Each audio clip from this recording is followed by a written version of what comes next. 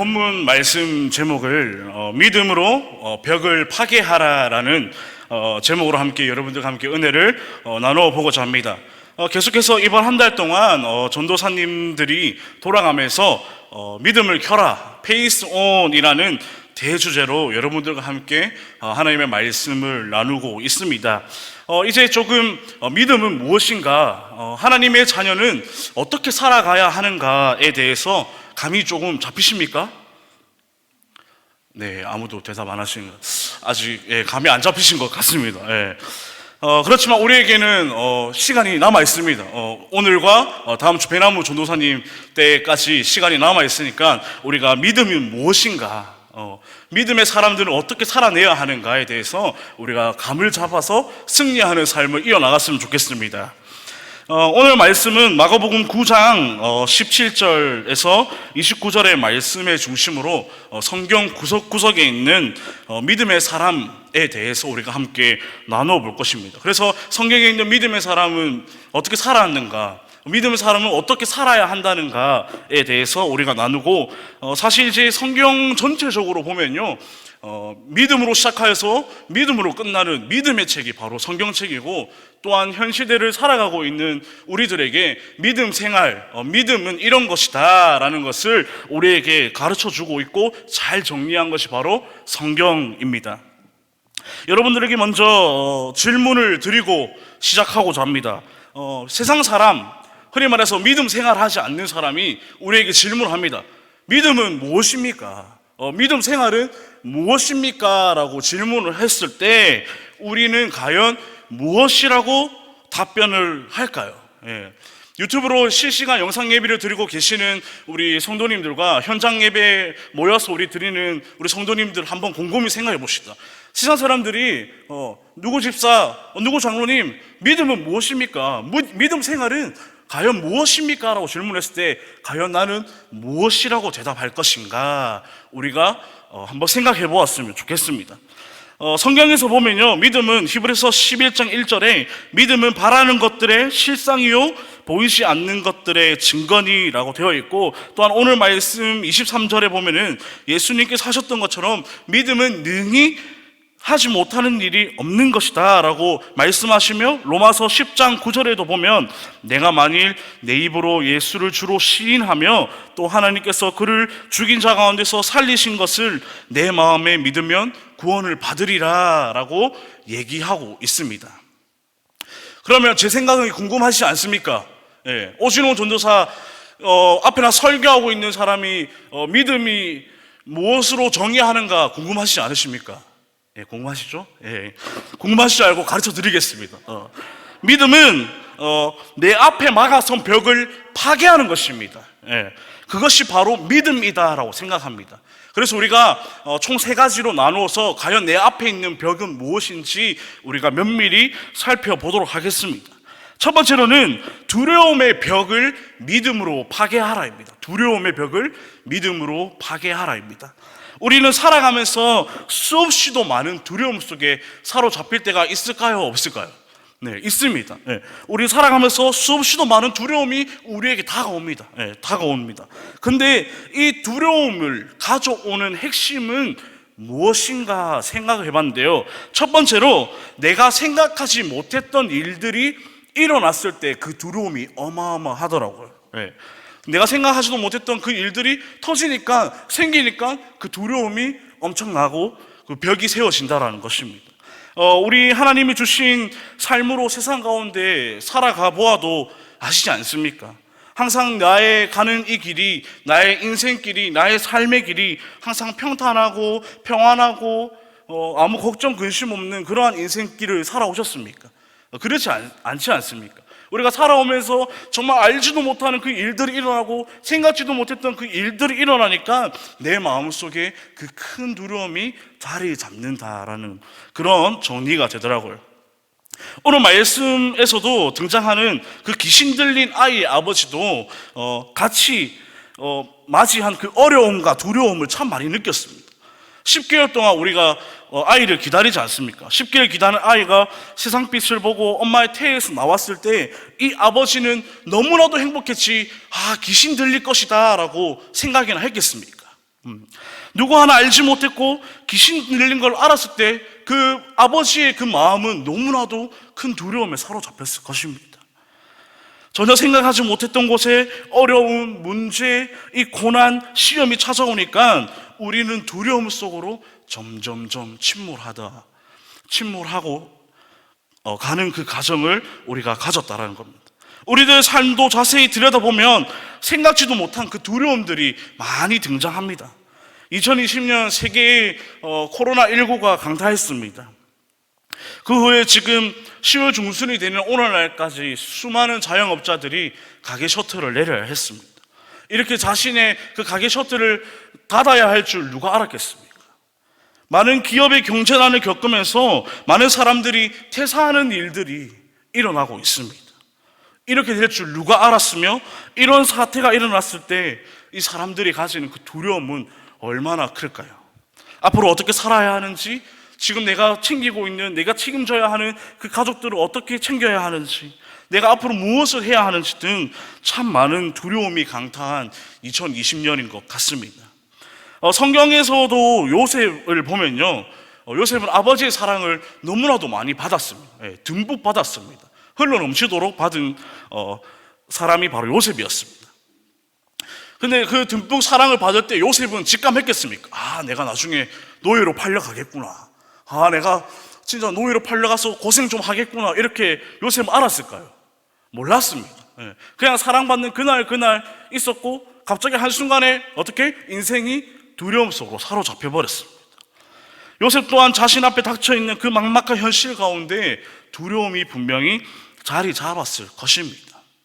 그 다음 우리가 두 번째로는요, 어려움이 생겼을 때, 그 두려움이 올 때, 그 어려움이 생겼을 때 1차적으로 내가 해결책을 모색해 보았는데 해결 방안이 나오지 않고 해결 방안이 그려진다 한들 그럼에도 두려움이 찾아오더라고요. 두 번째는 우리는 우리 스스로를 너무 많이 믿습니다. 나는 잘해, 나는 잘할 수 있을 거야. 너무 많이 믿습니다. 우리 스스로를. 그 삶의 어려운 문제 속에서 우리는 믿음의 사람으로서 하나님의 것을 구해야 마땅하지만 사람들은 하나님의 것보다 내 안에 있는 해결 방안과 내 안에 있는 그 방법으로 자꾸 이겨내려고 합니다. 해결 방안은 모색하지만 답이 보이지 않으며 내가 생각한 그 해결 방안으로 나아가 보지만 그게 정답이 아닐 때 나에게 두려움이 찾아오고 절망이 찾아와서 나를 그 두려움 벽 앞으로 계속 끌고 가는 것입니다. 사랑하는 여러분, 우리는 언제나 어디서나 두려움이라는 큰 벽이 우리 앞을 가로막을 것입니다. 하지만 우리 믿음의 사람은 믿음으로부터 내 앞을 가로막고 있는 벽을 파괴하고 아버지 품으로 달려가야 합니다. 의무입니다. 이사야 41장 10절 말씀에 우리에게 큰 위로를 주고 있습니다. 두려워하지 말라, 내가 너와 함께함이라. 놀라지 말라, 나는 내 하나님이 됨이라. 내가 너를 굳세게 하리라, 참으로 너를 도와주리라. 아멘. 참으로 나의 의로운 오른손으로 너를 붙들리라고 우리에게 용기와 위로를 주시고 있습니다. 요셉도 이러한 하나님을 의지하였을까요? 안 하였을까요? 의지하였습니다. 우리가 성경에 보면 알 수 있지 않습니까? 당장 노예로 팔렸을 때 그 앞에 지금은 갑자기 변해버린 그 상황의 두려움의 벽이 세워지지만 창세기를 통해서 요셉의 일생을 보면 그는 결코 그 두려움의 벽 앞에 굴복하지 않고 파괴하고 이겨내었다는 것을 알 수 있습니다. 보디발의 아내가 계속 유혹합니다. 요셉 나와 춤을 춰요. 이렇게 유혹합니다. 요셉은 어떻게 합니까? 넘어갑니까? 안 넘어갑니까? 안 넘어갑니다. 그래서 그 보디발의 아내가 뿔이 나가지고 또 어떻게 되죠? 옥에 갇히게 됩니다. 그의 인생이 자꾸 생각지도 못한 그 상황에 처하지만 그는 결코 그 두려움의 벽 앞에 굴복하지 않고 어떻게 그 두려움의 벽을 파괴하며 하나님을 의지했다라는 것을 우리가 말씀을 통해서 알 수 있습니다. 계속되는 어려움 속에서 두려움에 굴복하고 좌절하는 것이 아니라 전능하신 하나님을 전적으로 믿으며 나아가니 그 두려움은 자연스럽게 파괴가 되고 그의 인생이 하나님이 기뻐하시는, 하나님의 역사하시는 인생이 되었다는 겁니다. 사랑하는 여러분, 우리는 언제든지 믿음의 사람으로 세상 가운데 살아갈 때에 생각지도 못한 일이 일어나 두려움의 벽이 내 앞에 세워집니다. 우리는 사람이기에, 불완전한 존재이기에 충분히 두려울 수 있습니다. 지금 제가 말씀드리는 건요, 두려움을 느끼지 말라라는 것이 아닙니다. 이 두려움으로부터 하나님의 역사를 더 구해내고 내 힘으로 그 두려움을 파괴하는 것이 아니라 하나님께서 내 힘을 더해서 그 두려움을 파괴할 수 있는 그러한 믿음의 사람이 다 되시기를 축복합니다.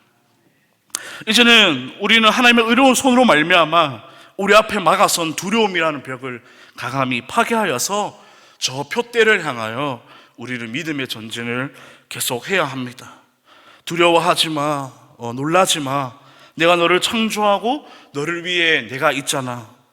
내가 나를 의지하면, 나를 믿으면 내가 너를 도와줄게 라고 하나님 우리에게 선언하십니다. 하나님 이렇게 말씀하실 때 우리 듣고만 있겠습니까? 하나님 이렇게 선포하실 때에 우리 그냥 가만히 있겠습니까?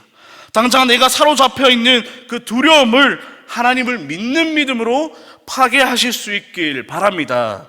아멘. 두 번째로 우리가 함께 나눌 주제는요, 불신의 벽을 믿음으로 파괴하라입니다. 우리 신앙인들은 변덕쟁이 기질이 조금 있습니다. 제가 이렇게 설교를 준비하다가 변덕쟁이라 하니까 제 중고등부 때 학창시절 때가 생각이 났습니다.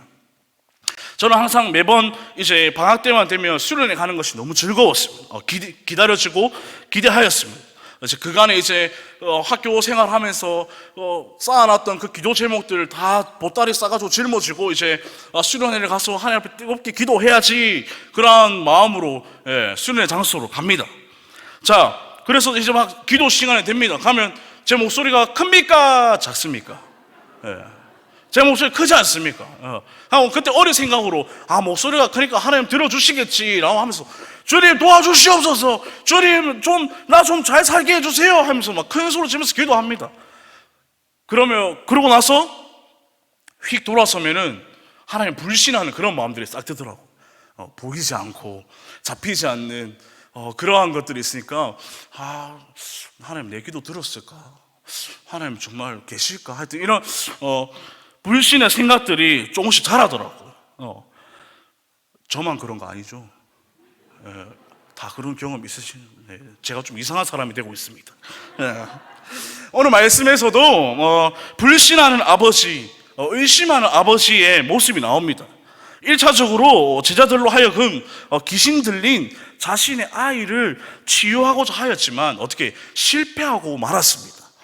다음 예수께로 아이의 아버지는 나아갑니다. 1차적으로 실패를 맛본 그 아버지는 예수님에게 이렇게 고합니다.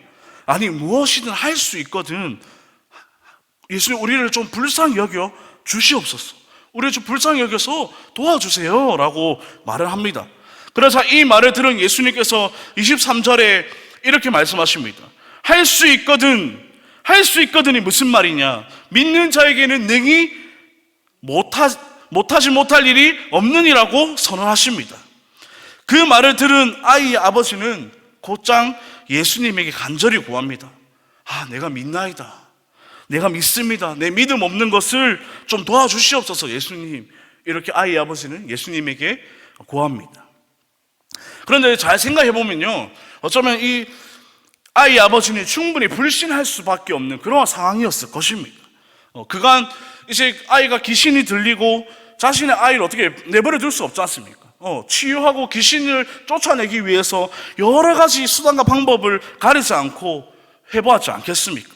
제사장에게 찾아가 보고요, 용하다는 그 점쟁이에게 찾아가 보고 이리저리 했지만 결과는 항상 똑같이 귀신은 그 아이의 몸 그 자리에 남아 있었다라는 것입니다.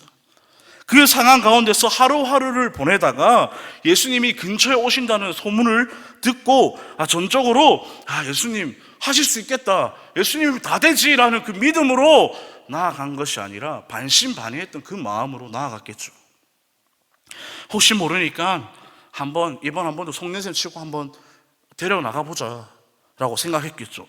그런데 1차적으로 제자들로 하여금 귀신이 안 나갔습니다. 안 나가는 것을 보고 이렇게 실망했습니다. 에이, 역시 별반 다를 게 없구나.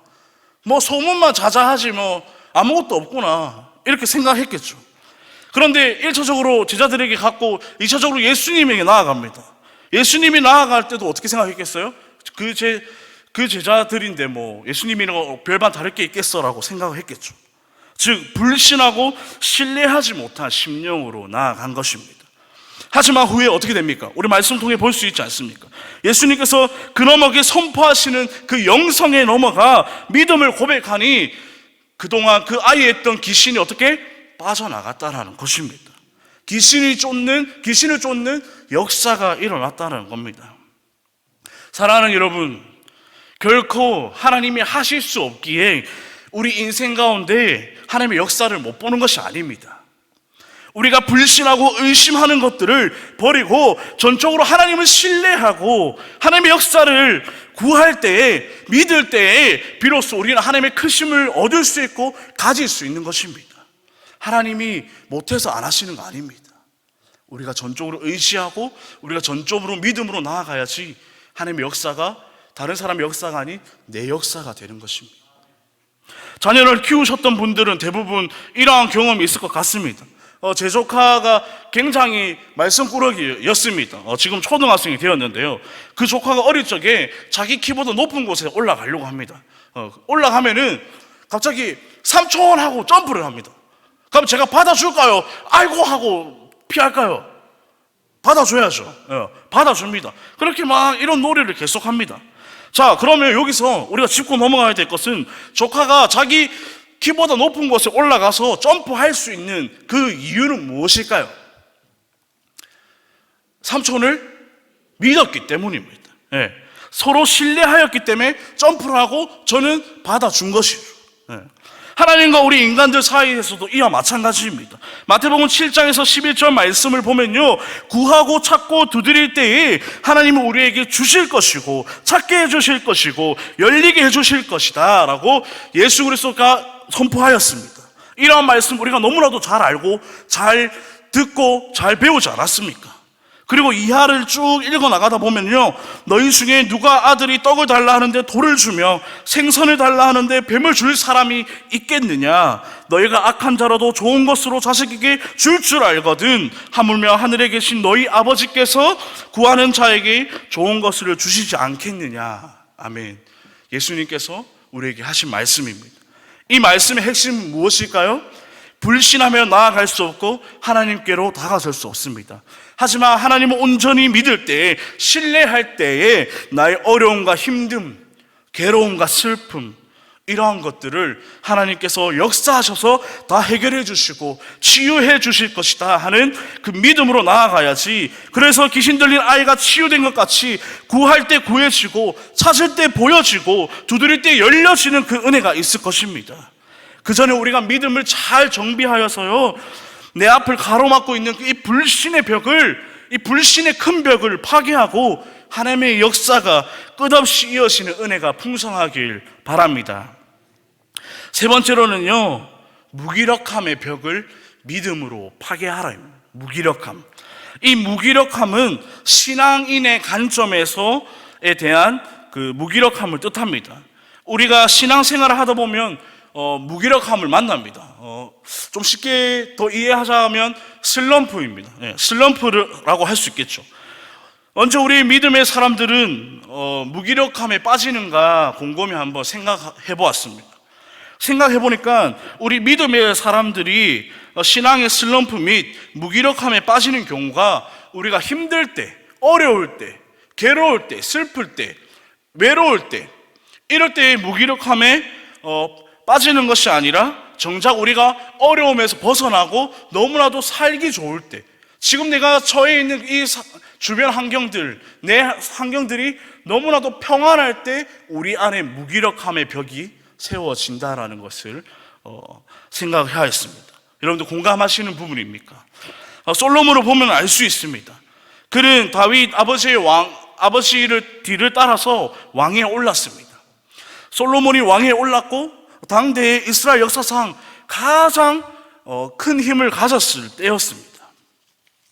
하지만 솔로몬은 날이 갈수록 하나님을 향한 믿음이 무기력해졌다라는 것을 말씀에 통해서 알 수 있습니다.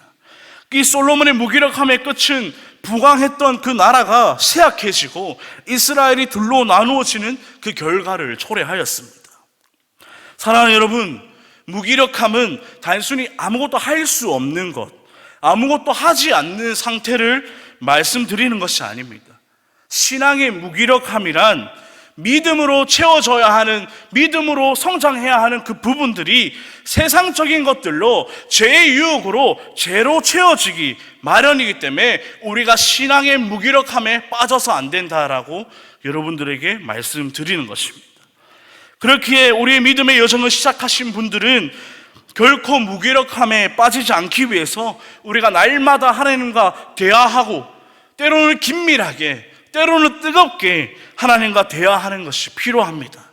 지속적인 대화를 통하여서 신앙의 무기력함에 빠지지 않고, 지속적으로 내가 하나님을 경외하고 하나님 앞에 경건한 자세로 나아가야겠다는 그 믿음으로 나아갈 때 우리 무기력함 그 가운데 죄가 채워지지 않고 세상의 것이 채워지지 않고 하나님의 사랑이, 하나님의 역사가, 하나님의 체험이 가득 채워질 수 있는 것입니다. 무기력함은 우리 신앙의 모든 것을 빼앗을 수 있을 만큼 무서운 벽입니다. 그렇게 하나님과 더 대화하려고 애쓰며 나아가서 무기력함의 벽을 파괴하실 수 있기를 바라겠습니다. 이 세 가지 말씀을 나누었던 무기력함, 불신, 두려움, 이 세 가지에 대해서 우리가 나누었습니다. 이 세 가지 외에도 우리 앞을 가로막는 그러한 벽들이 수없이도 우리가 살아가면서 많이 세워질 것입니다. 그리고 존재할 것입니다. 하지만 오늘 여러분들에게 말씀드리고 싶은 한 가지가 무엇이냐면, 앞에서 말씀드렸듯이 하나님이 하실 수 없기에 우리 인생에 하나님의 역사가 안 나타나는 것이 아니라, 우리를 막고 있는 그 벽이 파괴되지 않는 것이 아니라, 우리가 믿음으로 전적으로 온전히 하나님 앞에 나아갔을 때 하나님의 역사와 은혜가 우리 삶 가운데 이어질 줄 믿습니다. 우리를 가로막고 있는 이 벽들이 파괴될 줄 믿습니다. 이제 우리 안에 세워졌던 이 벽들 우리가 하나씩 허물었으면요, 이제 거룩한 성전이 되기 위해서 믿음의 벽을 하나씩 세워나가기를 바랍니다. 그동안 내 안에 자리 잡고 있던 두려움의 벽, 내 안에 자리 잡고 있던 불신의 벽, 내 안에 자리 잡고 있던 무기력함의 벽 허물었으면 그 자리에 믿음의 벽을 세워서 하나님의 거룩한 성전이 되시기를, 하나님의 거룩한 자녀가 되시기를 바라겠습니다. 기도하겠습니다. 사랑의 하나님, 감사합니다.